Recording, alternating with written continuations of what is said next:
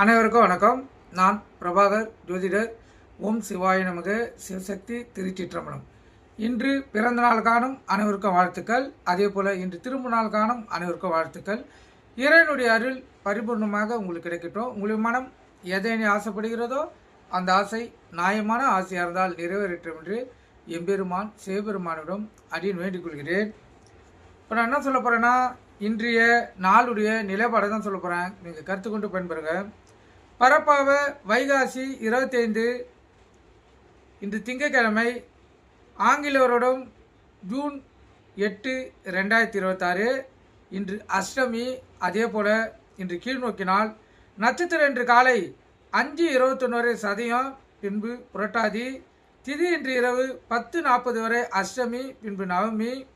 யோகம் மரண யோகம், சித்த யோகம். சந்திராசன நட்சத்திரம் மகம். ராசி பார்த்தீங்கன்னா சிம்மம். சந்திராசை பொறுத்த மட்டும் ராசி 50% பாதிக்கும், லக்னத்தை 90% பாதிக்கும். அதனால் இந்த சிம்ம ராசி சிம்ம லக்னம் இன்று மிக கவனமாக இருக்கணும். வண்டி வாய்ச்சாலுக்குள்ளே மிக கவனமாக செல்லணும். போக்குவரத்து விதிமுறைகளை கடைபிடித்து செல்லணும்.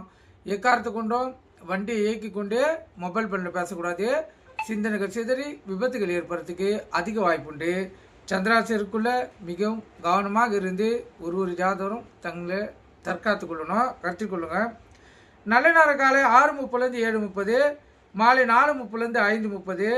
இந்த கௌரி நல்ல காலை 9:30 10:30, மாலை 7:30 8:30.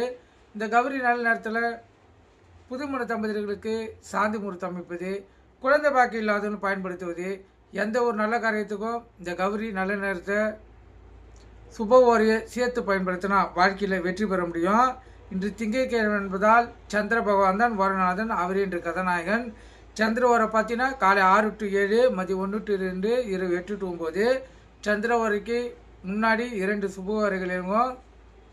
சுக்கிரவரை, புதன்வரை. இந்த 3 மணி நேரம் பயன்படுத்தி வாழ்க்கையில் வெற்றி பெறலாம். ராகுகாலம் காலை 7:30 to 9, யமகண்டம் காலை 10:30 to 12, குளிகை மதியம் 1:30 to 3. குளிகைன்னா மாந்தினா குளிகை. இந்த காலகட்டத்தில் எந்த ஒரு நல்ல காரியமும் கெட்ட காரியமும் செய்யக்கூடாது, தீவினையை ஏற்படுத்தும். குளிகைன்னா மாந்தினாலும் ஒன்று.